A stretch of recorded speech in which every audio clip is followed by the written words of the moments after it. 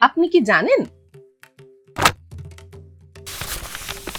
হনুমানজির জন্ম ও বজরংবলী নামের পেছনে রয়েছে এক অলৌকিক পৌরাণিক কাহিনী। তিনি ছিলেন ভগবান শিবের অংশ, যিনি পবন দেবের মাধ্যমে মা অঞ্জনা ও পিতা কেশরীর ঘরে আবির্ভূত হন।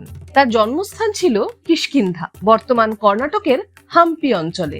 তাই তাকে বলা হয় পবনপুত্র হনুমান। একদিন ছোট্ট হনুমান সূর্যকে পাকা ফল ভেবে খেতে যান। তাকে থামাতে দেবরাজ ইন্দ্র বজ্র নিক্ষেপ করেন, যা তার চোয়ালে আঘাত করে। হনুমান অজ্ঞান হয়ে পড়েন।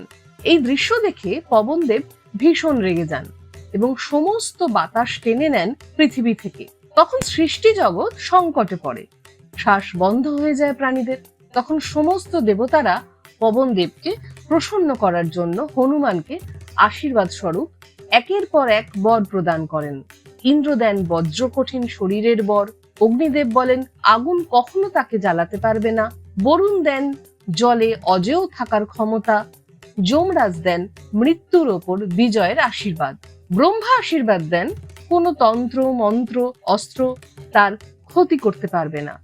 এমনকি বিশ্বকর্মা বলেন সমস্ত অস্ত্র তার শরীরে নিষ্ক্রিয় হবে। এইসব অলৌকিক বর লাভের পর তিনি পরিচিত হন বজরংবলী নামে।